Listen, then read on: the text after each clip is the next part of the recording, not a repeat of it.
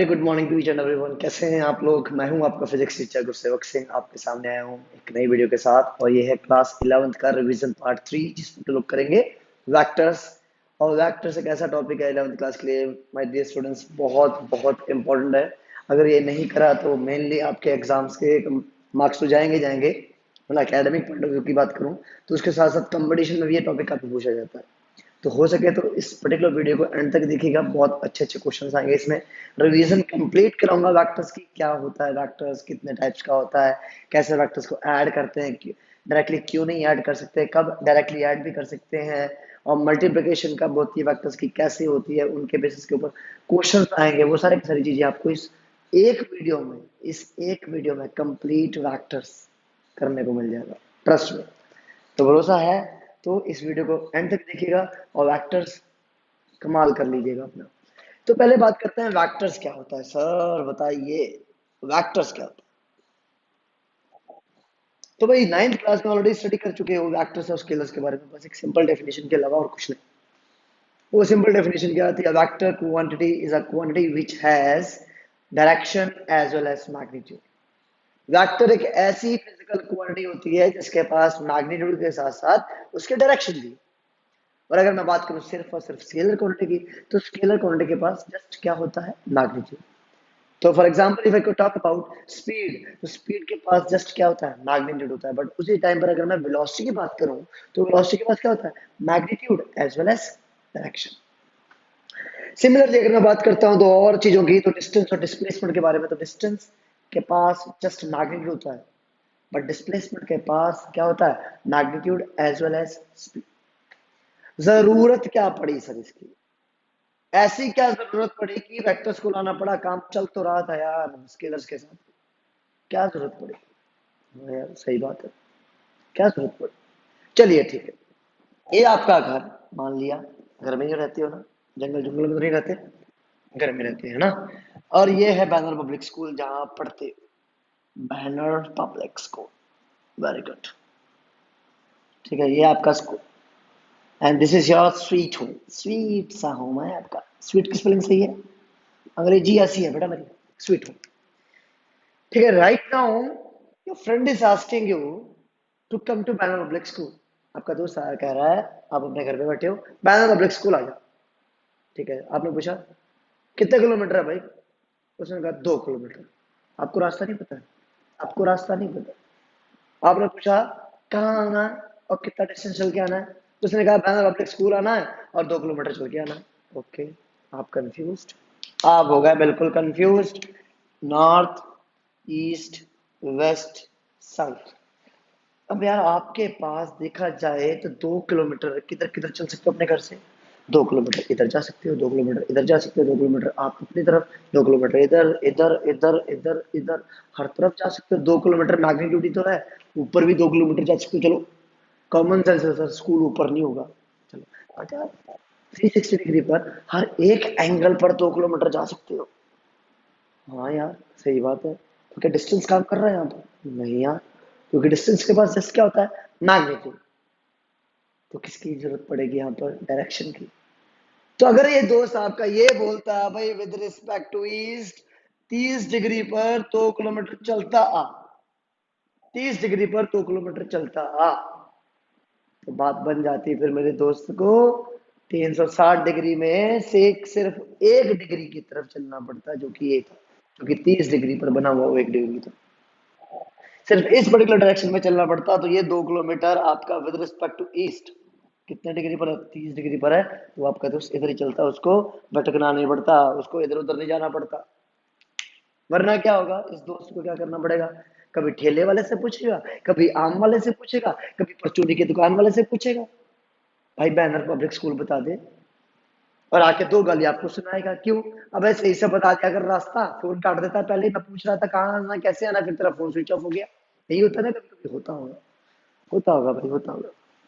तो वेक्टर्स की जरूरत क्यों पड़ी भाई? समझ में आ गई बात। डायरेक्शंस की बहुत जरूरत है, डायरेक्शंस की बहुत जरूरत होती है लाइफ में। अगर अच्छे डायरेक्शंस आपको नहीं मिलेंगे तो लाइफ आपकी भी खराब हो जाएगी, है ना? हाँ। तो भाई अगर मैं आपके पास आया हूँ आपकी रिवीजन वीडियोस को लेके, तो this is basically due to the new admission. तो उन बच्चों का फायदा आप पुराने बच्चों को भी उठाना चाहिए। इस वीडियो को एंड तक देखिए, बहुत अच्छे अच्छे क्वेश्चन आने वाले हैं। तो वेक्टर्स वेक्टर्स वेक्टर्स के टाइप्स की बात करें, अगर हम वेक्टर्स के टाइप्स की बात करें तो पहले और वेक्टर्स के बारे में समझ लेते हैं। वेक्टर्स के अंदर क्या क्या होता है, मैग्नीट्यूड होता है और डायरेक्शन होती है। तो अगर मैं बात करूं वेक्टर्स की, तो वेक्टर के पास एक मैग्नीट्यूड जिसको रिप्रेजेंट करा जाता है ए से, और एक उसकी डायरेक्शन उसको रिप्रेजेंट करा जाता है एक कैप से, और वेक्टर को खुद को रिप्रेजेंट करा जाता है उसके ऊपर बना दो एक एरो, तो अंडरस्टूड है ये एक वेक्टर है। अंडरस्टूड है ये क्या है, एक वेक्टर। और ये एक वेक्टर है, ये एक मैग्नीट्यूड है, और ये एक उसकी डायरेक्शन है। ठीक, डायरेक्शन को रिप्रेजेंट करने के लिए कुछ और भी होता है और उसको नाम देते हैं यूनिट वेक्टर। क्या होता है, यूनिट वेक्टर। क्या होता है, यूनिट वेक्टर। डायरेक्शन को रिप्रेजेंट कौन करता है, यूनिट वेक्टर। देखा जाए तो यार इन्फिनिट नंबर ऑफ डायरेक्शंस हैं, तो क्या infinite number of unit vectors होंगे, बिल्कुल होंगे, बिल्कुल होंगे। But in practical life, for making things easy, we basically consider three directions, that is x, y and z। बाकी डायरेक्शन नहीं मानते, मानते तो हैं यार, उनका यूनिट वेक्टर निकालना सिखाऊंगा ना यार, पेशेंस है, पेशेंस है, पेशेंस। बट इन तीन डायरेक्शंस को अगर अपने लोग ध्यान में रखें, x, y, z, तो इधर वाली कहाँ गई, माइनस एक्स, इधर वाली कहाँ गई, माइनस वाई, नीचे वाली कहाँ गई, माइनस का z मेरे लाल। ये क्या हो गया, एक्स वाई प्लेन। ये क्या हो गया, एक्स वाई प्लेन। ये वाला कौन सा हो गया, एक्स जेड प्लेन, वाई, हाँ x z plane, x z z plane. ये वाला वाई जेड प्लेन। समझ रहे हैं ना, वाई जेड प्लेन। अब खुद खुद कमरे में बैठे हो ना, तो आप खुद अंदाजा लगा सकते हो एक्स वाई जेड की डायरेक्शंस के बाद उनके प्लेन्स का भी। ठीक है, तो एक्स एक्सिस की डायरेक्शन को रिप्रेजेंट करने वाला कौन होता है, I cap, that is unit vector of X axis. Y direction को रिप्रेजेंट करने वाला होता है जे cap, that is unit vector of Y axis. Z direction को रिप्रेजेंट करने वाला कौन होता है, K cap, that is unit vector of Z axis. तो इस तरह से अगर आपका दोस्त कहता है भाई 2 मीटर एक्स एक्सिस की तरफ आ, along X axis, along X axis, तो सिंपली आपको एक वेक्टर की रिप्रेजेंटेशन दे रहा है, that is displacement vector, that means 2 I cap meters. क्या लिखोगे, 2 मीटर अलोंग एक्स एक्सिस, तो 2 आई कैप मीटर्स। कहने का मतलब 2 मीटर्स अलोंग एक्स एक्सिस जाओ, क्या है ये, एक वेक्टर है। तो वेक्टर में क्या होता है, मैग्नीट्यूड ये हो गया, डायरेक्शन ये होगी। मुझे नहीं लगता अब आपको ज्यादा समझाने की जरूरत है, समझ में आ गई होगी चीज, ठीक है।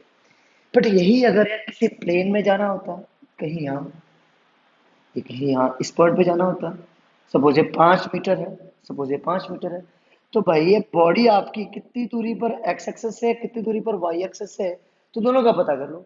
सपोज ये एक्स एक्सेस से है 3 और वाई एक्सेस से है 4, तो दैट इज 3,4 आपका कोऑर्डिनेट हो गया, 3,4 आपका कोऑर्डिनेट हो गया। तो ये डिस्प्लेसमेंट की अगर मुझे डायरेक्शन बतानी है जो कि 5 है, तो डिस्प्लेसमेंट आपका डी वेक्टर यहाँ पर क्या होगा।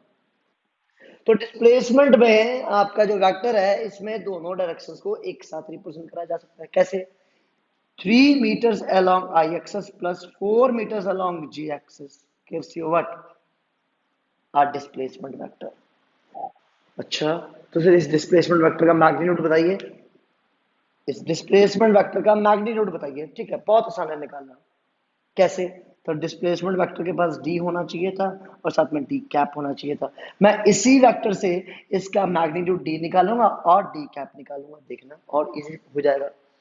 कभी भी ध्यान दीजिएगा, अगर कभी भी जिंदगी में वेक्टर आ जाए एक्स आई कैप प्लस वाई जे कैप नाम से, तो इस ए वेक्टर का मैग्नीट्यूड क्या होगा, तो अंडर रूट ऑफ एक्स का स्क्वायर प्लस वाई का स्क्वायर मैग्नीट्यूड ये होगा।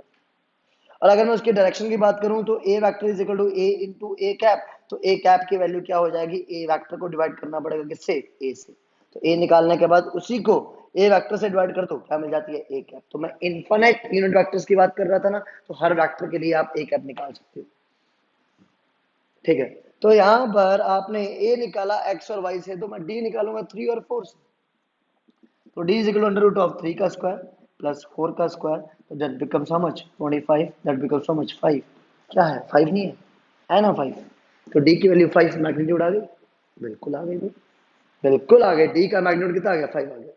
क्या निकालना है, डायरेक्शन भी तो निकालनी है सर, ये डायरेक्शन भी तो निकालनी है। विद रिस्पेक्ट टू अगर एक्स एक्सिस निकालनी होती तो मैं सीधा थीटा ले लेता, तो tan थीटा निकाल लेता, बट यहाँ पर हमें डी कैप चाहिए, तो D vector is equal to D into D cap. तो D cap will be equal to D vector upon D. अगर ये वीडियो अच्छी लगे आपको, एंड तक देखना पहले, और एंड पे देखने के बाद अच्छी लगे तो प्लीज यार इस वीडियो को शेयर और लाइक जरूर करना, बहुत मेहनत से बना रहा हूँ मैं वीडियो को।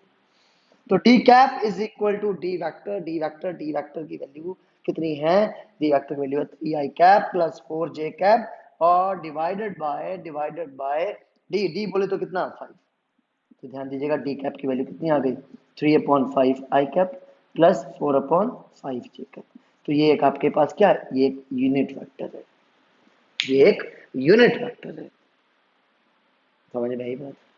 नहीं आ गई होगी, ठीक है। तो ये एक आपके पास यूनिट वेक्टर है। तो यूनिट वेक्टर का मैग्नीट्यूड कितना होता है, 1 होता है। सर बताइए कैसे, हमें तो नहीं लग रहा इसका मैग्नीट्यूड 1 है। निकाल के देख लो, निकाल के देखो, उसी समय निकालो। 3/5 का होल स्क्वायर प्लस 4/5 का होल स्क्वायर, ठीक है, 9/25 plus 16/25, 25/25 gives you how much 1। कितना है मैग्नीट्यूड 1 आया। तो इसका मतलब क्या है, ये एक यूनिट वेक्टर है। देखो मैंने खुद आपके सामने करा, कोई भी यूनिट वेक्टर होगा उसका मैग्नीट्यूड कितना होगा, 1 होगा। जैसे समझ में आ गई ना बात, समझ में आ गई बात, नहीं आई, चलो कोई बात नहीं, कोई बात नहीं, पेशेंस रखो, मेरे ऊपर भरोसा रखो, सब समझ में आएगा, सब कुछ आएगा, एकदम क्लियर होगा, एकदम क्लियर, बिल्कुल निश्चिंत रहना। कहते हैं ना जब हम हैं तो क्या गम है। हाँ भाई वीडियो को देखते रहा करो, चल रही है कि नहीं चल रही, ये तो बाद में दिक्कत हो जाती है बहुत, ठीक है। सपोज आपके पास एक वेक्टर गिवन है, ए vector is equal to 0.4 I cap plus 0.8 J cap plus lambda K cap, और गिवन है is a unit vector, is a unit vector, is a unit vector, ऐसा क्वेश्चन भी आ सकता है, ये एक यूनिट वेक्टर है। तो find lambda in this, find lambda, इसमें लैम्डा निकाल के दिखाओ क्या होगा।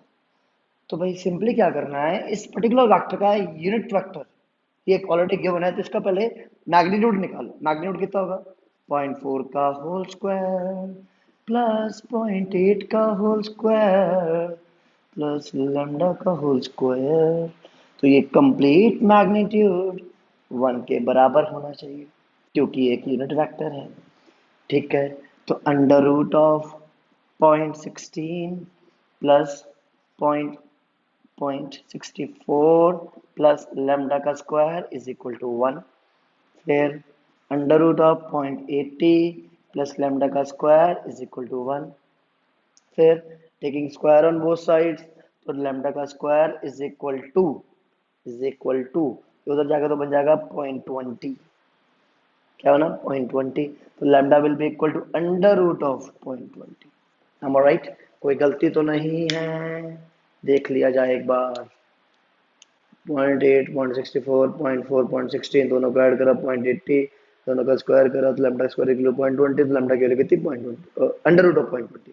तो इस तरह से आपने क्या करा, एक पर्टिकुलर वेक्टर को यूनिट वेक्टर मानते हुए जो ऑलरेडी कंडीशन गिवन थी, आपने उसके लैम्डा की वैल्यू निकाल ली कि अगर ये वेक्टर आपका यूनिट वेक्टर हो तो उसके लिए लैम्डा की वैल्यू क्या होनी चाहिए, उसके लिए लैम्डा की वैल्यू क्या होनी चाहिए। तो ऑटोमेटिकली लैम्डा की वैल्यू ये जो है 0.20 आप यहाँ पे रख के देखिए, तो इन सब का सम किसके बराबर आ जाएगा, 1 के बराबर आ जाएगा, ठीक है। अब बात करते हैं आगे, टाइप्स ऑफ वेक्टर्स, है ना, क्या होते हैं टाइप्स ऑफ वेक्टर्स। तो भाई टाइप्स ऑफ वेक्टर्स में देखिए क्या कैसे कैसे टाइप्स ऑफ वेक्टर्स होते हैं। टाइप्स ऑफ वेक्टर्स, पहला होता है collinear vector. Collinear vector, collinear vector बोले तो दो वेक्टर्स एक ही डायरेक्शन में जाने वाले, दो वेक्टर्स एक ही डायरेक्शन में जाने वाले, एक ही लाइन में जाने वाले, ठीक है। तो जैसे ये दो वेक्टर्स है, ये एक ही लाइन में लाई कर रहे हैं, ए वेक्टर और b vector, these are said to be what, collinear vectors. These are said to be what, collinear vectors. Similarly अगर मैं बात करता हूँ कोप्लेनर वेक्टर की, कोप्लेनर वेक्टर, तो कोप्लेनर वेक्टर का मतलब क्या होता है, एक प्लेन में लाई करने वाले। अगर ये वाई एक्सेस, ये जेड एक्सेस, ये दो वेक्टर्स हैं, ये एक ही प्लेन में लाई कर रहे हैं, ये एक ही प्लेन में लाई कर रहे हैं। सिमिलरली अगर मैं बात करता हूँ को इनिशियल वेक्टर्स की, को इनिशियल वेक्टर्स की, तो इन केस ऑफ को इनिशियल वेक्टर्स क्या होता है, दो वेक्टर्स जिनका ओरिजिन सेम हो, दो वेक्टर्स जिनका ओरिजिन सेम हो, ठीक है। तो जरूरी नहीं है ओरिजिन, सॉरी, जिनका स्टार्टिंग पॉइंट सेम हो, तो जरूरी नहीं है वो स्टार्टिंग पॉइंट हमेशा ओरिजिन हो, तो वो कहीं यहाँ से भी हो सकते हैं, ये भी तो आपका क्या है, तो को इनिशियल वेक्टर से इनिशियल पॉइंट सेम हो। फिर अगर मैं बात करूं पोजीशन वेक्टर्स की, तो क्या होते हैं पोजीशन वेक्टर्स? तो position vector is that vector जिसका स्टार्टिंग पॉइंट हमेशा ओरिजिन पर हो, इसका स्टार्टिंग पॉइंट हमेशा ओरिजिन पर हो, इसका स्टार्टिंग पॉइंट हमेशा ओरिजिन पर हो। तो ये ए वेक्टर है, तो इसका स्टार्टिंग पॉइंट कहाँ है, ओरिजिन पर है, तो this is what a position vector. तो ये भी आपके पास एक पोजीशन वेक्टर हो सकता है। तो these two position vectors are also called as co-initial vectors, but जरूरी नहीं है दो co-initial vectors दो position vectors, दो पोजीशन वेक्टर्स को इनिशियल वेक्टर्स हो सकते हैं, क्यों? उन दोनों पोजीशन वेक्टर्स का ओरिजिन पर ही स्टार्टिंग होने वाली है, तो उनका इनिशियल पॉइंट सेम होने वाला है। बट जरूरी नहीं है दो को इनिशियल वेक्टर्स पोजीशन वेक्टर हो, क्योंकि उनका ओरिजिन कहीं पर, उनका स्टार्टिंग पॉइंट कहीं पर भी हो सकता है। फिर बात करते हैं डिस्प्लेसमेंट वेक्टर, तो ध्यान दीजिएगा डिस्प्लेसमेंट वेक्टर के बारे में। तो डिस्प्लेसमेंट वेक्टर के बारे में अगर आपको पता करना है, तो उससे पहले आपको पोजीशन वेक्टर के बारे में पता होना बहुत जरूरी है, जो कि आपको पता चल चुका है। अब इन दो पोजीशंस के बीच का जो डिफरेंस है वो कौन बताता है, वो डिस्प्लेसमेंट वेक्टर बताता है। तो अगर मैं इसको डी वेक्टर मान लेता हूं, तो डी वेक्टर की वैल्यू क्या होगी, तो कहां से कहां गए, ए से बी की तरफ, तो इसको लिखा जाएगा बी वेक्टर माइनस ए वेक्टर। अगर जाना होता बी से ए की तरफ, तो लिखना होता ए वेक्टर माइनस बी वेक्टर।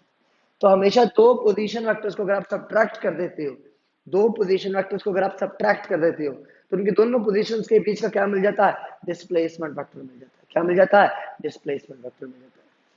तो these were the important types of vectors जो कि आपके साथ डिस्कस होने बहुत जरूरी थे। फिर बात करते हैं भाई वेक्टर्स के बारे में, वेक्टर्स को ऐड कर सकते हैं डायरेक्टली या नहीं? नहीं। तो vectors are never added directly if they are given in algebraic form. Algebraic form बोले तो दो forces 20 newton 30 newton are acting at any angle theta. तो दो फोर्सेस हैं, एक बॉडी के ऊपर लग रही है भाई, 20 न्यूटन 30 न्यूटन, इनके बीच में एंगल है सपोज 60 डिग्री। तो नेट फोर्स बताओ इसके ऊपर का कितना है? तो भाई बंदा क्या करेगा, इसको F1 मानेगा, इसको F2 मानेगा, तो टोटल फोर्स F कितना हो जाएगा, 20 प्लस 30, तो वो सोचेगा भाई 50 न्यूटन हो गया। तो this is my dear absolutely wrong, ये कभी पॉसिबल नहीं है ऐसा हो जाए। कभी भी दो फोर्सेस को अगर आप डायरेक्टली ऐड करने जाओगे, अगर उनके बीच में कोई एंगल गिवन, तो आप उसको डायरेक्टली ऐड नहीं कर सकते, और अगर करने जा रहे हो तो वो आपका गलत है। तो इसका मतलब दो वेक्टर्स को हम डायरेक्टली ऐड नहीं कर सकते हैं, क्योंकि vectors do not follow algebraic rules, vectors do not follow algebraic rules. फिर आपने शुरू में बताया था वेक्टर्स को डायरेक्टली ऐड करा भी जा सकता है, हाँ मैंने बताया था, कब करा जा सकता है वो भी मैं डिस्कस करूंगा, बट पहले ध्यान दीजिए। सपोज ये दो वेक्टर्स है, ए वेक्टर और एक दूसरा बी वेक्टर, ये दो वेक्टर्स है। अभी के लिए आपको दिख रहे होंगे दोनों के दोनों कैसे पैरेलल वेक्टर्स है, ये पैरेलल वेक्टर्स है, सेम डायरेक्शन में जा रहे हैं, ठीक है। अब ये दो पर्टिकुलर वेक्टर्स अगर एक बॉडी के ऊपर लग रहे होते हैं और एक ही डायरेक्शन में लग रहे होते, एक ही डायरेक्शन में लग रहे होते, इनका अगर मैग्नीट्यूड होता 20, इसका होता 30, तो हम इनको डायरेक्टली ऐड कर सकते थे, इनको डायरेक्टली ऐड कर सकते थे। कैसे कर सकते थे, डिस्कस करेंगे। अभी के लिए इतना याद रखो बस कि अगर थीटा 0 होगा तो डायरेक्टली ऐड कर सकते हो। दूसरी कंडीशन क्या है डायरेक्टली ऐड करने की, अगर वेक्टर्स वेक्टर के ही फॉर्म में गिवन है, वेक्टर के फॉर्म में गिवन है, वेक्टर्स हमेशा होते हैं, नहीं मतलब कहने का है कि आई कैप जे कैप और के कैप के फॉर्म में गिवन है, जैसे आई कैप प्लस 2 जे कैप, और बी वेक्टर की वैल्यू गिवन है I cap minus j cap. Then अगर आपको कहता है find the resultant vector, find resultant vector, find resultant vector, तो उस केस में क्या करना है, तो आपको जो आर वेक्टर निकालना है, तो आपको क्या करना होगा, डायरेक्टली इन दोनों वेक्टर्स को जो वेक्टर के फॉर्म में गिवन है डायरेक्टली ऐड कर दोगे। तो i cap plus 2 J cap plus I cap minus j cap, तो मिल जाएगा 2 I cap plus J cap. तो आपके पास जो यहाँ पर आर आया है वो एक वेक्टर के फॉर्म में ऑटोमेटिकली डायरेक्टली आपने ऐड करके निकाल लिया। बट अगर जैसे यहाँ पर जब एंगल थीटा है, अगर आपको आर निकालना होता तो 20 प्लस 30 डायरेक्टली ऐड कर देते, क्योंकि थीटा 0 है, तो थीटा 0 पर क्या ऐसा होता है कि आप डायरेक्टली ऐड कर लेते हो। तो अभी एक फॉर्मूला डिराइव करवाऊंगा, ठीक है, जिसके थ्रू आपको ये आइडिया हो जाएगा। जब भी दो वेक्टर्स वेक्टर के फॉर्म में गिवन है, कुछ इस तरह से गिवन है, तो आपको डायरेक्टली ऐड कर देना है। अगर उन्होंने पूछा रिजल्टेंट बताइए क्या है रिजल्ट, तो आपने रिजल्टेंट डायरेक्टली उन दोनों वेक्टर्स का ऐड करके निकाल दिया। बट अगर वो एक मैग्नीट्यूड और एंगल के टर्म्स में गिवन है तो क्या होगा, तो उसकी बात भी कर लेते हैं। तो उस केस में क्या करना है, तो ध्यान दीजिएगा। तो basically the topic is addition of vectors. The topic is addition of vectors. Vectors को ऐड कैसे करा जाता है, ध्यान दीजिएगा, वेक्टर्स को ऐड कैसे करा जाता है। ठीक है, अगर सपोज एक बॉडी यहां पर रखी हुई थी, ठीक है, उसको यहां से यहां लेके गया एक पर्टिकुलर फोर्स, जिसको मैं ए मान लेता हूं। अब फिर यहां तक लेके जाने के बाद दूसरा फोर्स आया, वो लेके गया यहां पर। बॉडी इस समय एक्चुअली यहां पर है, वो लेके गया सपोज बी। ये ए वेक्टर हो गया, ये बी वेक्टर हो गया। ठीक, ये दो वेक्टर्स क्या कर रहे हैं, बॉडी को पहले एक ने यहां से यहां लेके गया, जिसको मैं कहूंगा पी से क्यू लेके गया, और दूसरा क्यू से आर लेके चला गया।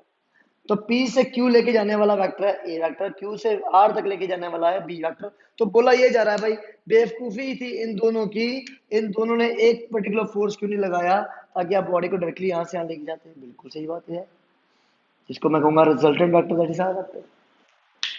R ऑलरेडी ले रखा है तो इसको T ले लो। ठीक, तो इन सच अ केस आपके पास ये पर्टिकुलर जो वेक्टर क्वांटिटीज गिवन है, इनका मैग्नीट्यूड गिवन होगा। बस क्या गिवन होगा, ओनली एंड ओनली मैग्नीट्यूड। तो जब भी मॉड की बात करते हैं, मैग्नीट्यूड की बात करते हैं, तो वेक्टर अगर आपका इस फॉर्म में है तो उसके सामने आप मॉडुलस के साइन लगा दो, दो डंडे लगा दो, तो automatically we are talking about the magnitude of a vector. उसका मैग्नीट्यूड की बात कर रहे हैं। ठीक, तो फिगर मैं एक बार और बनाना चाहूंगा भाई इसका, ताकि और थोड़ी सी क्लियरिटी हो जाए। एक वेक्टर इधर गया, दूसरा इधर गया, और रिजल्टेंट ये जाना चाहिए था। रिजल्टेंट को कैसे ड्रॉ करना है इसका भी ध्यान रखें। तो जब भी एक वेक्टर को रिप्रेजेंट करते हैं तो हेड और टेल के साथ रिप्रेजेंट करते हैं। हेड ये हो गया वेक्टर का, टेल ये हो गई वेक्टर। दूसरा वेक्टर जहां से खत्म हो रहा है पहला, वहां से दूसरा शुरू होगा, तो दूसरे की टेल वहां आ जाएगी और उसका हेड यहाँ आ जाएगा। अब इन दोनों वेक्टर्स का कॉम्बिनेशन देखो, तो स्टार्टिंग यहाँ से हुई, एंडिंग यहाँ पर हुई, तो एक वेक्टर कैसे होगा, टेल से स्टार्ट होगा और हेड पर खत्म होगा। तो ये हो गया। ऐसे वेक्टर ड्रॉ कर दोगे तो वो गलत हो जाना है भाई। रिजल्टेंट कभी भी आपका हेड टू टेल ज्वाइन नहीं होता, हेड टू हेड ज्वाइन होता है। तो और ध्यान से देखो, हेड यहाँ पर खत्म हो रहा था, तो रिजल्टेंट का हेड दूसरे वेक्टर के हेड के साथ कंबाइन करेगा। यहाँ से स्टार्टिंग हुई थी, तो रिजल्टेंट की स्टार्टिंग में यहीं से होगी, तो टेल टू टेल कनेक्शन करना है। तो ये हो गया ए, ये हो गया बी, ये हो गया आर। और मान लिया रिजल्टेंट ने ए के साथ समथिंग में एंगल फाइव बनाया, जिसको अपने लोगों ने लास्ट में निकालना है क्या एंगल बनाया था। बट इनिशियली गिवन क्या था, इनिशियली गिवन था ए और बी के बीच का एंगल, जो कि थीटा, ये गिवन था कि अगर ए और बी आपस में एंगल थीटा बनाते हैं तो आर बताइए और उसकी डायरेक्शन बताइए। डायरेक्शन के लिए फाई निकालेंगे, आर के लिए उसका मैग्नीट्यूड निकालेंगे। थोड़ी देर पहले जब मैं बात कर रहा था ना, थीटा जीरो है तो डायरेक्टली ऐड कर सकते हो, उसी की बात कर रहा हूँ। एक फॉर्मूला ड्राइव करने जा रहा हूँ मैं। तो कंस्ट्रक्शन के पॉइंट ऑफ व्यू से यहाँ से एक परपेंडिकुलर लाइन ड्रॉ करेंगे, जिससे ये 90 बन जाएगा। अब पॉइंट्स नाम दे दिए P Q T S, P Q T S, ये आपका हो गया। आर चाहिए आपको, तो in triangle, in triangle P T S, R की वैल्यू क्या होगी, तो R square will be equal to P S का स्क्वायर प्लस एस टी का स्क्वायर। पाइथागोरस थ्योरम लगा दिया मैंने, ध्यान से देखो। आर का complete square will be equal to P S का स्क्वायर और एस टी का स्क्वायर। टी से एस क्या हो जाएगा, पी से S P Q plus Q S का होल स्क्वायर, और एस टी आपके पास ये हो गया एस टी का स्क्वायर। इसका होल स्क्वायर जब मैं खोलूंगा तो क्या मिलेगा, पी क्यू का स्क्वायर प्लस क्यू एस का square plus two P Q dot Q S plus S T का स्क्वायर। ध्यान दीजिए, क्यू एस का स्क्वायर और एस टी का स्क्वायर है, क्यू एस का स्क्वायर और एस टी का स्क्वायर है, और ये अपने आप में एक राइट एंगल ट्रायंगल है, ये अपने आप में एक राइट एंगल ट्रायंगल है। तो क्यू एस का स्क्वायर एस टी का स्क्वायर क्या देगा, हाइपोटेन्यूज का square that is Q T का स्क्वायर। तो इन दोनों को रिप्लेस करा क्यू टी के स्क्वायर के साथ, तो क्या मिल जाएगा, पी क्यू का स्क्वायर प्लस क्यू टी का square plus two P Q dot Q S, तो आर स्क्वायर। तो R square will be equal to P Q की जगह ए आ गया, तो दैट बिकम्स ए का square, Q T magnitude of Q T कितना, B का square plus two P Q फिर से ए आ गया, डॉट क्यू एस नहीं पता है भाई, तो क्यू एस को भी एज इट इज रहने दो। क्यूएस की वैल्यू नहीं पता चली तो क्यूएस का एज इट इज रहने दिया, तो क्यूएस निकालना है तो इस ट्रायंगल में ध्यान से देखो क्यूएस कैसे निकलेगा। इस ट्रायंगल में एंगल गिवन है, हाइपोटेन्यूज गिवन है, बेस निकालना है तो cos theta is equal to base, base बोले तो क्यूएस अपॉन हाइपोटेन्यूज बोले तो क्यूटी, तो क्यूएस बोले तो क्यूटी इंटू कॉस थीटा। अब क्यूटी की वैल्यू कितनी थी, वो थी बी, तो क्यूएस की वैल्यू क्या हो जाएगी, बी कॉस थीटा। सिमिलरली आपको इसकी जरूरत भी पड़ने वाली है एस टी की, तो साइन थीटा का यूज कर लीजिएगा, तो sine theta will B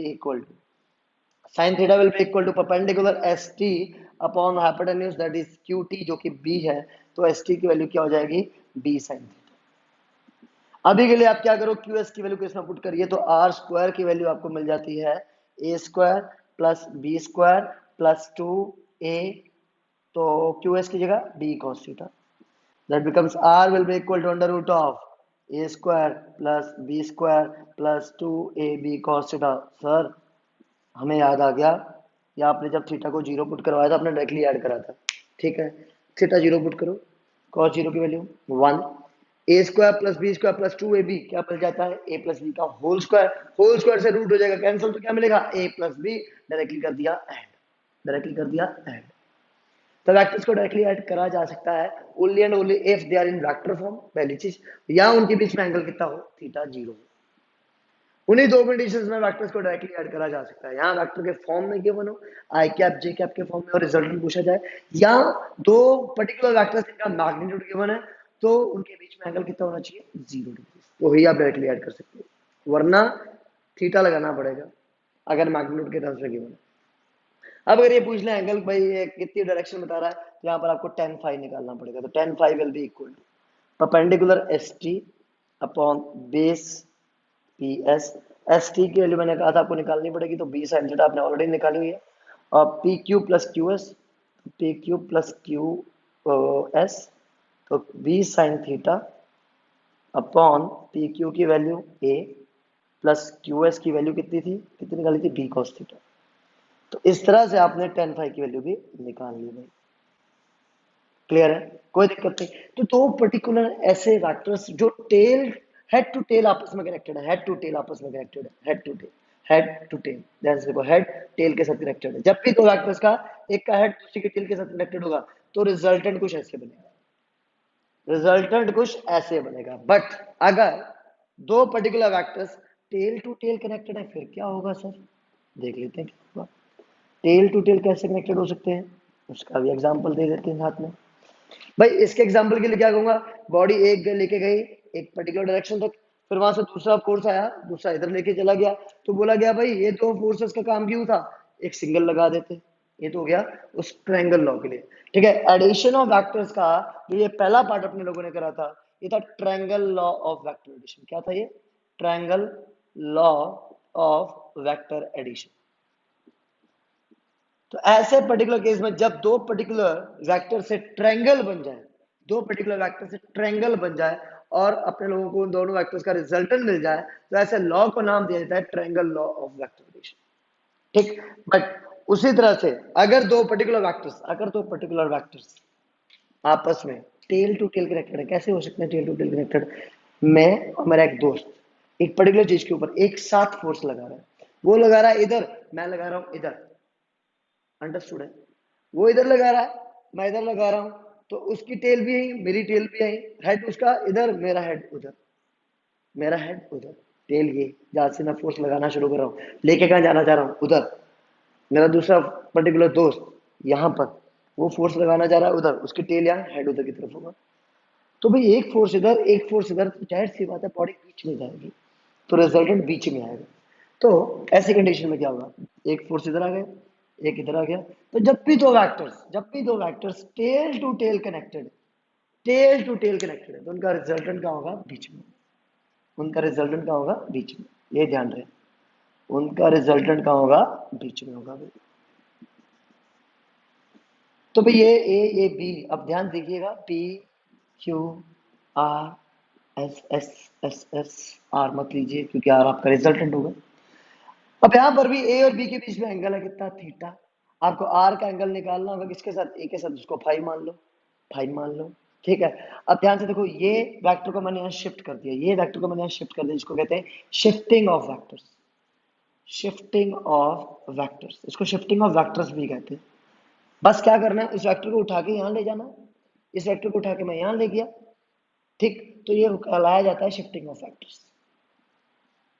parallel है, कोई दिक्कत नहीं है, पैरेलल है, ठीक, ये भी इसके साथ पैरेलल है, तो ऑटोमेटिकली क्या है, जब आपस में चारों साइड से एक दूसरे के, ये दोनों आपस में और ये दोनों आपस में पैरेलल हो, तो बन जाता है पैरेललोग्राम। क्या बन जाता है, पैरेललोग्राम। ऐसे मेथड को एडिशन ऑफ वेक्टर्स को कहा जाता है parallelogram law of vector addition. Sir आपने ये क्यों नहीं रब करा, क्योंकि डेरिवेशन डिट्टो सेम है, जब मैं फिगर बनाऊंगा ऑटोमेटिकली आपको समझ में आ जाएगा। ठीक है, अब ध्यान से देखो, ये पॉइंट को ऐसे मत लीजिएगा क्योंकि अभी जरूरत पड़ेगी इसकी, इसको कर समथिंग कुछ वी मान लो, ये आपका हो जाएगा एस। तो P T S triangle, P T S triangle, ये थीटा था, ये थीटा था, तो ये थीटा हो जाएगा। अब ध्यान से देखिए, कंप्लीट डेरिवेशन आपका डिट्टो सेम हो जाएगा, कोई फर्क नहीं पड़ेगा, ये भी ये भी। अब आर ये निकालना है तो वही आपका टेन फाइव, वही आपका ten five S T upon P S. ठीक है, तो parallelogram law of vector addition भी आपका हो चुका है। इसके बाद the most important thing, but इससे पहले मैं आपको एक न्यूमेरिकल कराना चाहूंगा, कैसा न्यूमेरिकल आ सकता है इन पर्टिकुलर टॉपिक्स के ऊपर, इन दो टॉपिक्स के ऊपर न्यूमेरिकल कैसा आ सकता है वो बताइए, सब बताते हैं। आगे बढ़ने का फायदा तभी होगा अगर आपको पीछे का सब पता होगा, है ना। बेटा इतनी मेहनत अगर टीचर कर रहा है ना, तो प्लीज यार आप घर बैठे आइडल मत बैठना यार, है ना। टू फोर्सेस अगर रेशियो में गिवन है 3:5, टू फोर्सेस, टू फोर्सेस अगर रेशियो में गिवन है 3:5 और उनका रिजल्टेंट है 28 न्यूटन, उन दोनों फोर्सेस का रिजल्टेंट है 28 न्यूटन, और उनके बीच में एंगल लगने वाला है थीटा, दैट इज 30 डिग्री का, क्या कह लो 30 डिग्री का। तो find each force, find each force की वैल्यू पता करो कितनी होगी। तो एक फोर्स इधर लग रहा है, एक फोर्स इधर लग रहा है, दोनों के बीच में एंगल कितना है 30 डिग्री। तो जाहिर सी बात है रिजल्टेंट बीच में होगा, उसकी वैल्यू ऑलरेडी पता कितनी है 28 न्यूटन। हमें तो अभी फॉर्मूला थोड़ी देर पहले हमने ड्राइव करा, कितना क्या था, under root of a square plus B square plus 2ab cos of theta. ठीक, 3:5 का मतलब क्या हो गया, एक फोर्स अगर को मैं मान लूं तो वो होगा 3x, दूसरा फोर्स क्या होगा 5x, दूसरा फोर्स क्या होगा 5x होगा। तो F1 F2 में अगर आप x की वैल्यू दोनों को निकाल लो तो ऑटोमेटिकली x को इससे मल्टीप्लाई करोगे F1 आ जाएगा, x को इससे मल्टीप्लाई करोगे F2 आ जाएगा। तो आपने F1 जो कि A है, जो कि A है, और F2 जो कि B है, उनको यहाँ पुट करो। तो A की जगह मैंने पुट कर दिया किसको, 3x का स्क्वायर को, B की जगह मैंने पुट कर दिया 5x का स्क्वायर को, प्लस 2 इंटू A की जगह 3x, A की जगह 3x और B की जगह 5x into cos theta, theta कितना 30, that becomes cos 30 degrees, that is r, r is equal to under root of 9 का x स्क्वायर 25 का x स्क्वायर प्लस 6/30 का x स्क्वायर और cos 30 की √3/2 स्क्वायर 60 कर लो, नहीं तो बहुत दिक्कत हो जाएगी। दिक्कत क्या होगी, √3 आ जाएगा, उसको सॉल्व करते जाओगे, टाइम नहीं है इतना, तो 1/2, ये हो गया 15, ये 15 हो गया, ठीक है। अब देखिए आगे क्या करना है, 25x², 9x² और 15x², टोटल हो जाएगा 49 का x स्क्वायर। ले भाई मजा आ गया, ये कंप्लीट एक स्क्वायर रूट है तो इसका 7x आ जाएगा, r की वैल्यू आ गई 7x, इस r की वैल्यू जो 7x आई है इसको इसमें पुट करो, 7x भी भाई है, हाँ 7x सीधा है, सही है, ठीक है। r की वैल्यू कितनी है 28, उसको यहाँ पुट करो, तो 7x, तो x की वैल्यू कितनी आ गई 4, इस x को यहाँ पुट करो, तो 3 इंटू 4 कितना 12, और यहाँ पुट करो 5 इंटू 4 कितना 20, तो F1 की वैल्यू आई 12 न्यूटन्स और F2 की वैल्यू आ गई 20 न्यूटन्स। तो इस तरह के क्वेश्चंस भी पूछे जा सकते हैं भाई, ध्यान दीजिए यहाँ पर। ठीक, आगे बढ़ते हैं भाई, आगे बढ़ते हैं भाई, इजी है सब कुछ, कोई दिक्कत नहीं आ रही है ना, आने नहीं दूंगा। मैं भी एक डायलॉग मार सकता हूँ, ना खाऊंगा ना खाने दूंगा, बट उसका कोई फायदा नहीं है, आप भी खाओ मैं भी खाऊं, पसीना आ रहा है, पंखा चल रहा है, मजा आ रहा है, नहीं आ रहा है, क्यों ले ली साइंस, फिर साइंस में मजा नहीं ले रहे, जिंदगी में बेटा कुछ करना है ना, ठीक है, तो उस चीज के पीछे पड़ जाओ जिसको करना, सीरियसली, लेट मिल सकती है, हो सकता है लेट मिले, बट मिलेगी जरूर। ठीक है, मिलेगी जरूर। पड़ जाओ पीछे, ट्रस्ट, पीछे पड़ जाओ, हाथ धो के पीछे पड़ जाओ। कंपटीशन निकालना है तो हाथ धो के पीछे पड़ जाओ। 4 से 5 घंटे की नींद करो बस, और पड़ जाओ पीछे। रोज का 15-16 घंटे का स्टडी यार रखो, अगर कंपटीशन निकालना है तो। एक्सक्यूजेस देते रह जाते हैं जिंदगी में, और कर कुछ और ले, और कोई और ही आपके लिए कर जाता है। आप बैठे रह जाते हैं और कोई और ले जाता है सब कुछ। ऐसे होता है, मेरे साथ हुआ है यार, मेरे साथ हुआ है। मैं क्या बताऊं यार, जिंदगी में एक्सक्यूजेस ही देते रह गए। आप, बाकी के सारे निकल गए आगे। तो आपको ऐसा नहीं करना है, ट्रस्ट में।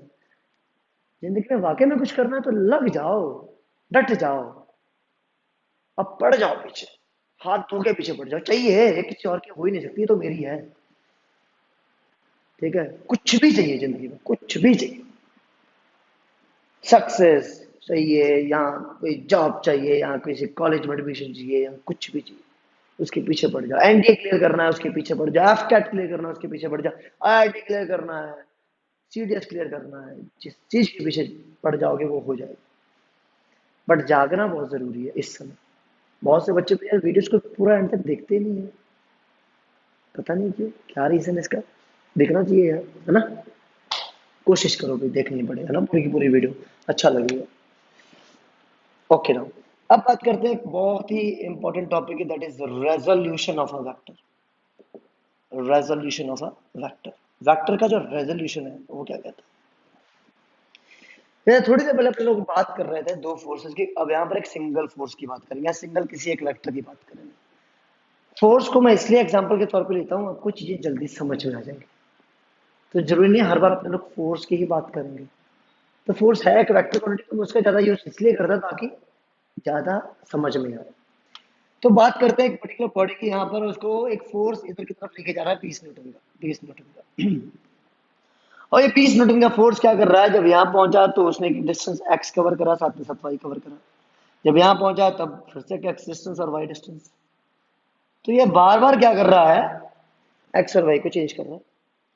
तो इसका मतलब तो ये हुआ ना, 20 न्यूटन का एक हिस्सा एक्स को कवर कर रहा है, और 20 न्यूटन का एक हिस्सा वाई को कवर कर रहा है। तो दो फोर्सेस हैं, दो अलग अलग डायरेक्शन में लग रहे हैं, जो एक में से निकल रहे हैं। तो यार 20 न्यूटन का एक फोर्स इधर लेके जा रहा है बॉडी को, और दूसरा फोर्स इधर लेके जा रहा है। यहाँ कह सकते हो 20 न्यूटन का सिंगल एक फोर्स बॉडी को यहाँ लेके जा रहा है। बात एक ही है, बात एक ही है। तो अगर मुझे ये पता करना है कि 20 न्यूटन में से कितना हिस्सा बॉडी को इधर लेके जा रहा है, तो वो मैं इजिली पता कर सकता हूँ। और 20 न्यूटन का कितना पार्ट बॉडी को इधर लेके जा रहा है, मैं वो भी पता कर सकता हूँ। तो एक पर्टिकुलर वेक्टर का क्या करना है, यहाँ पर रेजोल्यूशन करना है। एक पर्टिकुलर वेक्टर का क्या करना है, रेजोल्यूशन करना है। कहने का उसको पार्ट्स में डिवाइड करना है। मुझे ये चेक करना है एक वेक्टर का कितना पार्ट एक पर्टिकुलर डायरेक्शन में लगता है। तो जैसे मैं बात करूं, अगर एक ए वेक्टर है और ये एक एंगल थीटा है, तो ए का कोई मैग्नीट्यूड होगा ए।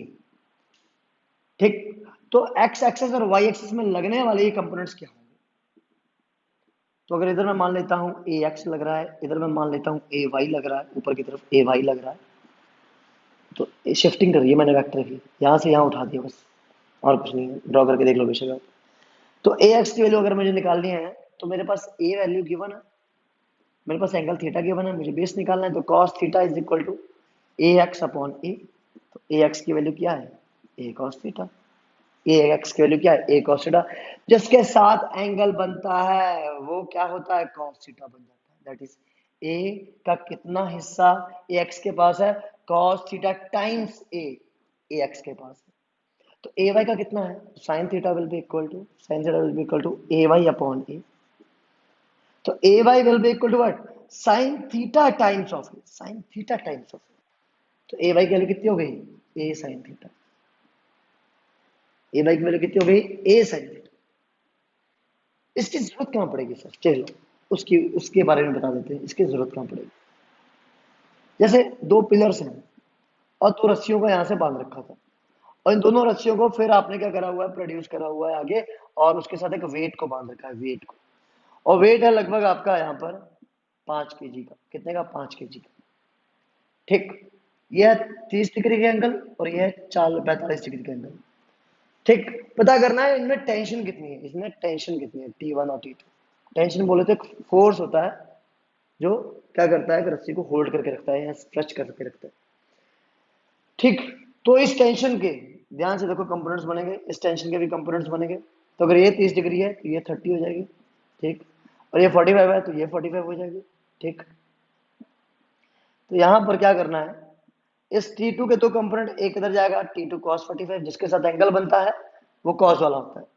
तो जैसे ये हो जाएगा T1 cos 30, ये हो जाएगा T1 cos 30। तो T1 का जो दूसरा कंपोनेंट है वो ऊपर की तरफ क्या होगा, T1 sin 30, क्यों, उसके साथ एंगल नहीं बना है। जिसके साथ एंगल नहीं बनता है वो क्या होता है, ऊपर वाला साइन वाला होता है। T2 के साथ इधर वाला कौन सा होगा, T2 sin 45, जिसके साथ एंगल नहीं बनता है वो साइन वाला होता है। अब अगर ये पर्टिकुलर पॉइंट ध्यान से देखिए, पर्टिकुलर पॉइंट एक ही जगह पर रुका हुआ है, इक्विलिब्रियम पे है, तो इसका मतलब सारे के सारी डायरेक्शन से लगने वाले फोर्सेस आपस में क्या हो जाएंगे, कैंसिल आउट हो जाएंगे, आपस में क्या हो जाएंगे, कैंसिल आउट हो जाएंगे। तो वर्टिकल फोर्सेस हॉरिजॉन्टल फोर्सेस आपस में बराबर रख दी जाएंगे। तो T1 cos 30 degree will be equal to T2 cos 45। पहली इक्वेशन तो ये हो गई। और दूसरी equation, upward forces will be equal to downward forces. तो T1 sin 30 degree plus T2 sin 45 degree will be equal to what, mg। ये क्या होगा, mg। m बोले तो मास, इनटू जी बोले तो उसका ग्रेविटेशनल फोर्स। तो क्या लग रहा है, वेट लग रहा है, वेट बोले तो कितना होगा, mg के बराबर। ये होगी सेकंड इक्वेशन। दोनों इक्वेशंस को सॉल्व करेंगे, T1 T2 वैल्यू निकालेंगे, कमेंट बॉक्स में आंसर लिखिए अटेंडेंस के लिए। ठीक है, तो इस तरह से आपके पास ये क्वेश्चन आ जाता है। समझ में आई बात।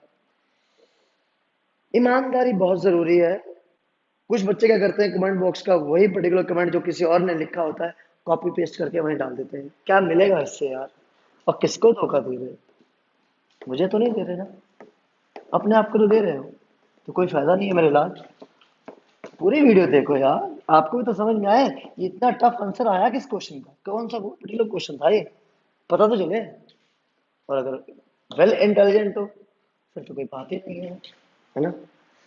ठीक है, आगे बढ़ते हैं। आगे अब देखो एडिशन हो गया, टाइप्स ऑफ वेक्टर्स हो गया, रेजोल्यूशन भी हो गया, उसके टाइप्स के क्वेश्चंस भी हो गए, यूनिट वेक्टर हो गया। अब बात करते हैं multiplication, that is product of vectors. Product of vectors, इसी के साथ आपकी वीडियो एंड कर दी जाएगी, बट ये अच्छा खासा लंबा टॉपिक है। प्रोडक्ट ऑफ वेक्टर्स, वेक्टर्स का मल्टीप्लिकेशन दो तरीके का होता है, एक होता है डॉट प्रोडक्ट, एक होता है डॉट प्रोडक्ट। देखो डीप में अगर पढ़ना है इन सब चीजों के बारे में तो मेरी पुरानी वीडियोस देख लीजिए। और दूसरा होता है वेक्टर प्रोडक्ट, वेक्टर प्रोडक्ट। ठीक, डॉट प्रोडक्ट और वेक्टर प्रोडक्ट, तो दो पर्टिकुलर वेक्टर्स ए वेक्टर और बी वेक्टर के बीच में अगर डॉट प्रोडक्ट करना है तो डॉट लगा दिया जाता है, फॉर्मूला हो जाता है ए बी कॉस थीटा। क्या होता है, ए बी कॉस थीटा। और क्रॉस प्रोडक्ट करना है तो दो वेक्टर्स ए वेक्टर और बी वेक्टर के बीच में क्रॉस लगा दिया जाता है और फॉर्मूला होता है ए बी साइन थीटा, साथ में एन कैप। क्या मतलब, ठीक है समझाता हूं। डॉट प्रोडक्ट का दूसरा नाम होता है स्केलर प्रोडक्ट एज वेल। क्या होता है, scalar product as well. Vector product का दूसरा नाम होता है, सॉरी यार ये क्रॉस प्रोडक्ट लिखना चाहिए था यहाँ पर, cross product, dot cross scalar vector, scalar vector product. ठीक है, दूसरा नाम इसका स्केलर प्रोडक्ट इसलिए है क्योंकि दो वेक्टर्स का डॉट जब करते हैं तो रिजल्ट मिलता है स्केलर, इसलिए प्रोडक्ट का नाम हो जाता है स्केलर प्रोडक्ट। बट यहाँ पर जब दो पर्टिकुलर वेक्टर्स का क्रॉस करते हो तो रिजल्ट मिल जाता है वेक्टर प्रोडक्ट। क्या मिलता है, वेक्टर। कैसे पता चला वेक्टर है, ध्यान से देखो, ये मैग्नीट्यूड हो गया और ये डायरेक्शन हो गई, ये मैग्नीट्यूड हो गया और ये डायरेक्शन हो गई। एन कैप है ना, तो एक यूनिट वेक्टर है, ये क्या है, एक यूनिट वेक्टर है, एक यूनिट वेक्टर है। ठीक है, तो ये एक जस्ट मैग्नीट्यूड है, it is only an magnitude. तो बात करते हैं सिंपली यहाँ पर इनकी प्रॉपर्टीज की भी, साथ साथ प्रॉपर्टीज की भी बात कर लेते हैं क्या होता है। We are three particular vectors, unit vectors i cap, j cap and k cap. तो आई कैप डॉट अगर मैं आई कैप करता हूं तो मुझे क्या मिलता है, तो भाई एक तरह से क्या है तो ये वेक्टर्स ही है, तो ये वेक्टर्स ही, बट फर्क यही तो है, इनका मैग्नीट्यूड क्या है, वन है। तो अगर मैं यही फॉर्मूला इस पर लगाऊं आई कैप डॉट आई कैप, तो ए की जगह क्या आ जाना चाहिए, ए वेक्टर का मैग्नीट्यूड यहाँ पुट करते हैं ए में, बी वेक्टर का मैग्नीट्यूड यहाँ बी में पुट करेंगे। थीटा इन दोनों के बीच का एंगल होता है, थीटा इन दोनों के बीच का एंगल होता है। तो अगर मैं ये फॉर्मूला इन दोनों पर लगाने जाऊं, ध्यान दीजिएगा, आई कैप का मैग्नीट्यूड 1, आई कैप का magnitude 1 cos theta angle between these two, तो आई कैप दोनों के दोनों एक्स एक्सिस की तरफ ही तो होंगे, तो क्या हो गया 0 डिग्री। cos 0 की वैल्यू 1, तो 1 into 1 into 1 becomes what 1। Similarly j cap dot j cap 1, similarly k cap dot k cap वो भी 1। क्यों कर रहे हैं सर ये? थोड़ी देर पेशेंस रखिए, प्रॉपर्टी समझ में तो आ रही है ना क्या हुआ और क्यों हुआ, क्यों करा, क्या जरूरत है, तो उसके ऊपर थोड़े से न्यूमेरिकल्स भी मैं थोड़ी देर में करवाता हूँ। कुछ प्रॉपर्टीज तो गई है। अगर मैं बात करता हूं i cap dot j cap, i cap इसका मैग्नीट्यूड ए, तो इसका मैग्नीट्यूड 1, इसका magnitude 1 cos theta angle between this two, i x axis की तरफ, जे वाई एक्सिस की तरफ एंगल बन गया 90, तो cos 90 होता है 0, तो मिल गया 0। सिमिलरली जे कैप डॉट के कैप 0, सिमिलरली के कैप डॉट आई कैप भी 0। बात समझ में आ रही है? कोई प्रॉब्लम नहीं होनी चाहिए, होनी भी नहीं चाहिए। अब इसकी प्रॉपर्टीज की अगर मैं बात करता हूं तो थोड़ी सी कॉम्प्लिकेटेड हो जाती है, but I will make it easy for you, don't worry.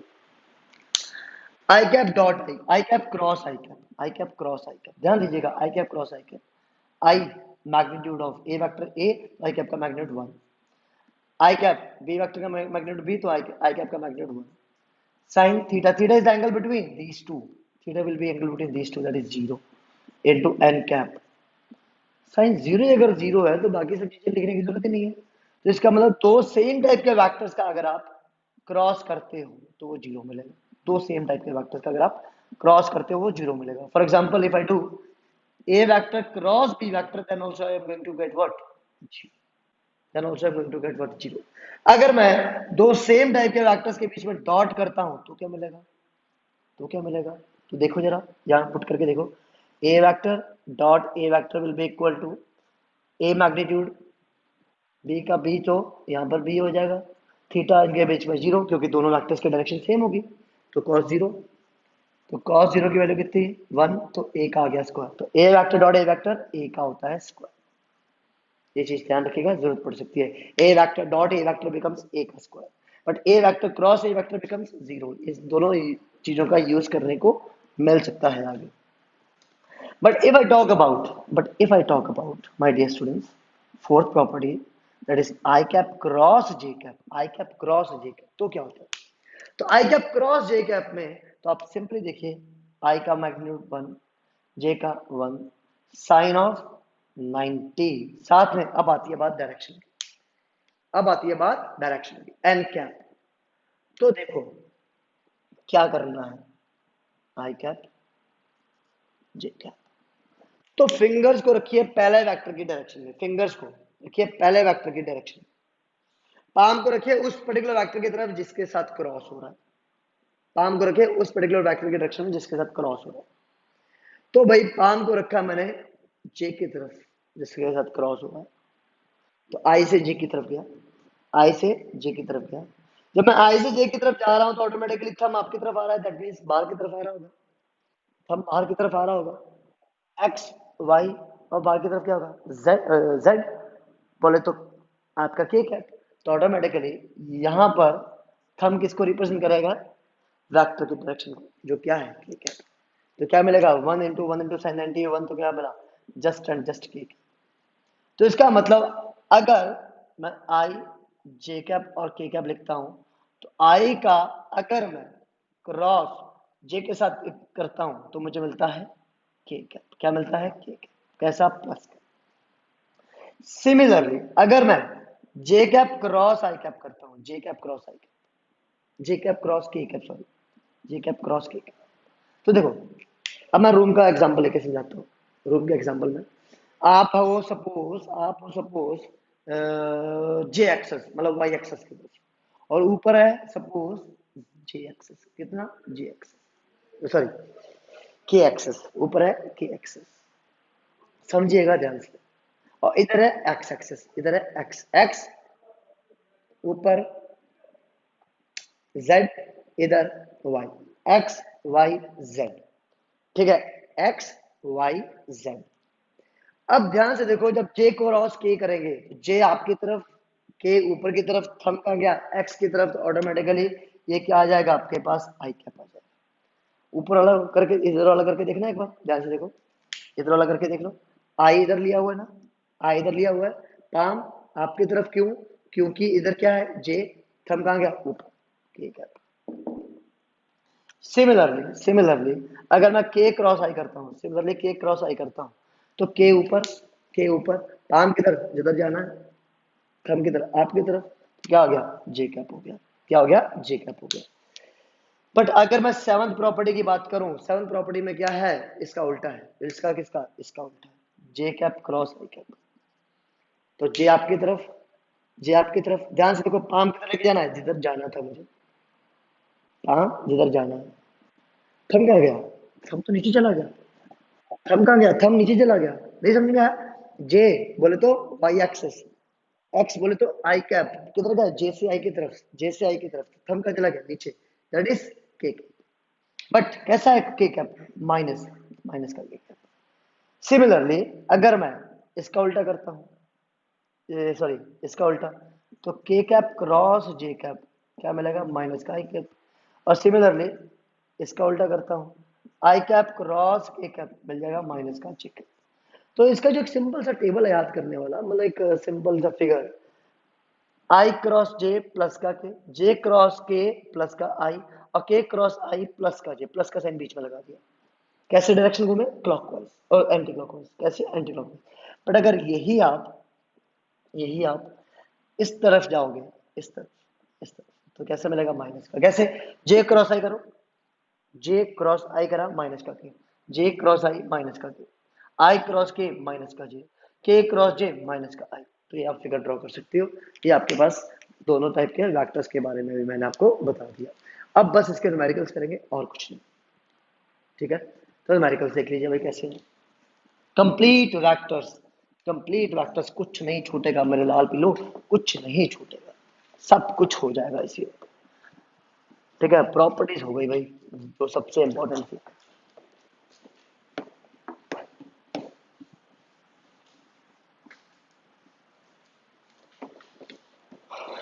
Okay no,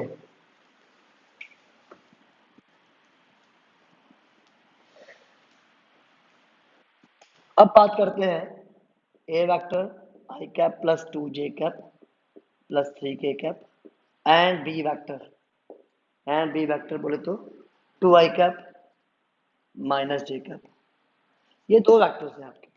अब प्रूव क्या करना है, they are perpendicular to each other, they are perpendicular to each other, prove that they are perpendicular. कैसे prove कर दोगे यार, कैसे prove कर दोगे, तो अगर आपके पास दो पर्टिकुलर प्रोडक्ट्स थे, a vector dot b vector is equal to a b cos theta, क्या था, ए बी कॉस थीटा, और दूसरी तरफ a vector cross b vector is equal to क्या था, a b sine of theta, साथ में था एन कैप। परपेंडिकुलर का मतलब 90, अगर मैं यहाँ 90 पुट करता हूँ तो cos 90 बन जाता है जीरो, और zero into anything will be but zero. तो इसका मतलब अगर इन दोनों का डॉट प्रोडक्ट क्या आ जाए, जीरो आ जाए, इन दोनों का डॉट प्रोडक्ट क्या आ जाए, जीरो आ जाए, तो इसका मतलब ये दोनों आपस में क्या होगा, परपेंडिकुलर होंगे, सिंपल। तो इसका मतलब ए वेक्टर की वैल्यू लिखी तो i cap plus two j cap plus three k cap dot b vector की वैल्यू लिखी तो क्या हुआ, टू आई कैप माइनस का j cap will be equal to what, zero. अब आई कैप डॉट टू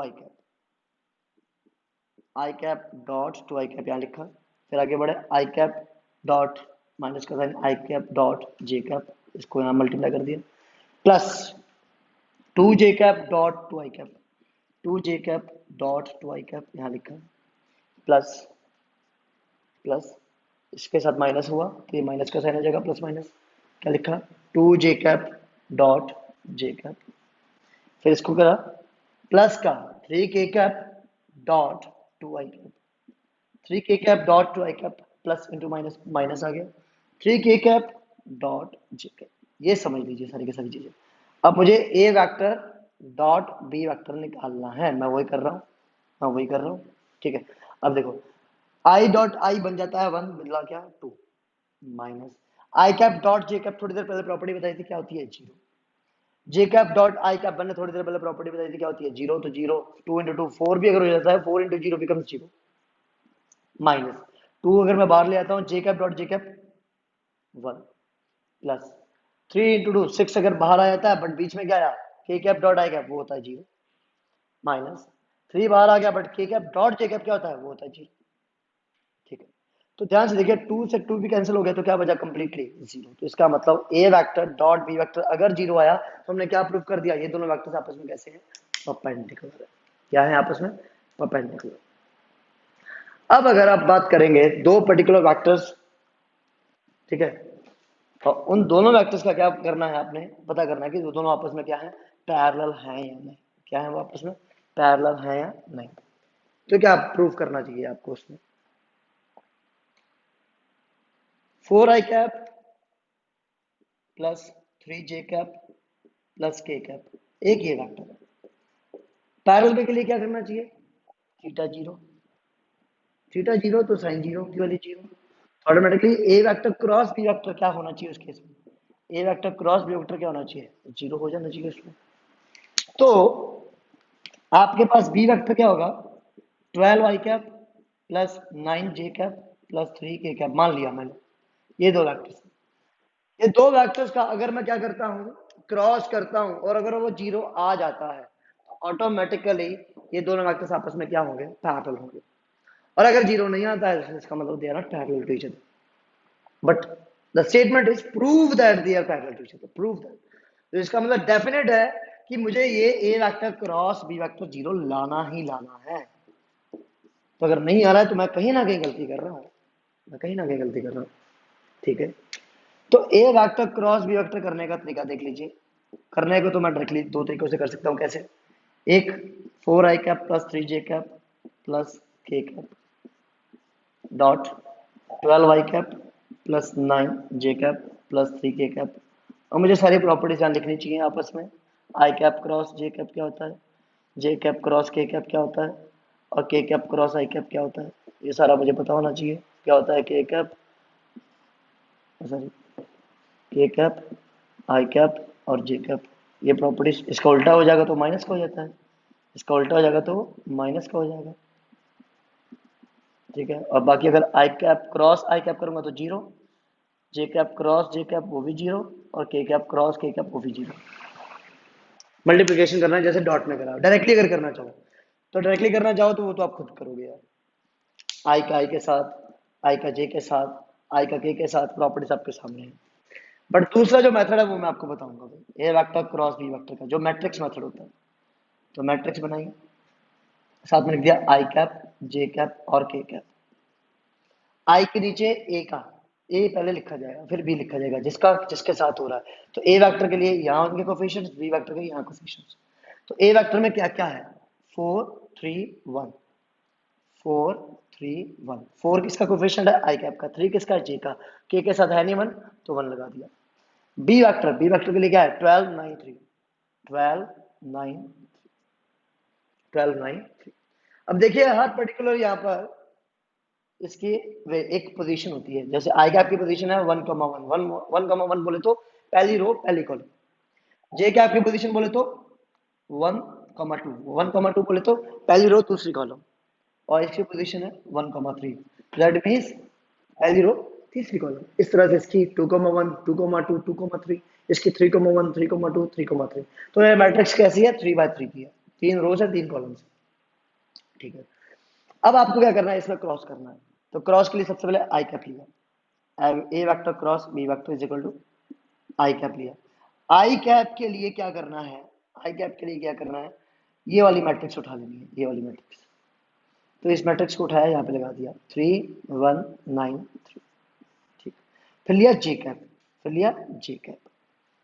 देखो ये जो मेथड मैं अब बता रहा हूं लगेगा टफ, लगेगा टफ, बट अगर आपने 4 से 5 बार इसको कर लिया बहुत जल्दी हो जाएगा इससे क्वेश्चन, बहुत जल्दी, ट्रस्ट मी। क्योंकि यार अभी क्या कर रहा हूं ना, अभी मैं आपको समझा रहा हूं तो टाइम लग रहा है, बट जैसे ही आपको इसका पूरा वो समझ में आ गया बेसिक, तो hardly with in 30 seconds you can find out, with in 30 seconds.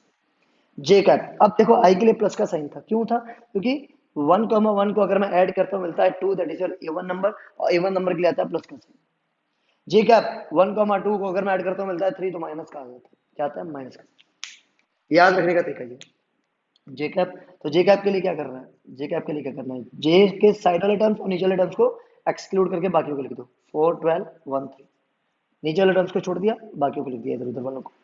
फिर आई बात जे कैप के कैप की, तो के कैप देखो प्लस का साइन, क्यों 1,3 प्लस आएगा, और कौन से टर्म्स को छोड़ना है, इसके नीचे वाले को इधर लिख दो, 4, 12, 3, 9। ठीक। अब a vector cross b vector is equal to i cap as it is, 3 into 3 बोले तो 9। इसका प्रोडक्ट जो करा और इसमें से माइनस कर दो इसके प्रोडक्ट, पहले इसका प्रोडक्ट लिखा 9, फिर दूसरे वाले को माइनस कर दो इसमें से माइनस का 9। ठीक, माइनस का जे कैप हो गया। फिर इसका प्रोडक्ट जो कि है 12,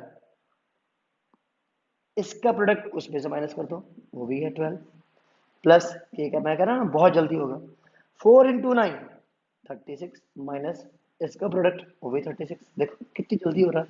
वो लिखने में टाइम आपको इसलिए लगा मुझे क्योंकि मैं आपको समझा रहा था, इसलिए टाइम लगा। देखो कितनी जल्दी हो गया। अब 9 माइनस है 0, 0, 0, तो automatically what is this, a vector cross b vector is equal to what, 0। That means these two vectors are what, parallel to each other. These two vectors are what, parallel to each other. अब भाई अगर आपको एक ऐसा question पूछ लिया जाए, vectors के टाइप के सारे क्वेश्चन मैं आपको बता दूंगा कैसे कैसे क्वेश्चन पूछे जा सकते हैं, कि कल को ये ना हो सर आपने ये तो क्वेश्चन करवाया ही नहीं था यार रिवीजन में, हम तो रिवीजन वाली वीडियो देख रहे थे। क्योंकि वेक्टर का ऐसा पर्टिकुलर यूनिट है ना बेटा, ऐसा टॉपिक है कि अगर आपने इसमें कुछ भी छोड़ा तो दिक्कत पैदा कर देगा आपके लिए, दिक्कत बहुत बुरी हो सकती है। तो अगर पूछा जाए कि भाई find a unit vector perpendicular to a vector and b vector, तो ए वेक्टर और बी वेक्टर, तो ए वेक्टर आपके पास है suppose 4 i cap minus j cap plus 3 k cap, और बी वेक्टर आपके पास है -2 I cap plus J cap -2 के कैप, ये है आपके पास। और बोला गया है कि find out unit vector perpendicular to this two vectors, perpendicular. भाई इन दोनों के वेक्टर्स के आपको एक परपेंडिकुलर वेक्टर निकालना है जो क्या हो, उसका यूनिट वेक्टर हो। ठीक। तो पहली बात ये देखिए यार, ए वेक्टर और बी वेक्टर के परपेंडिकुलर वेक्टर क्या होगा, याद है कुछ, आई से जे, आई से जे थम गया ऊपर, तो थम ऊपर इन दोनों के परपेंडिकुलर था, तो कहने का मतलब अगर मैं दो वेक्टर्स का क्रॉस करता हूं तो जो रिजल्ट मिलता है वो दोनों के परपेंडिकुलर होता है।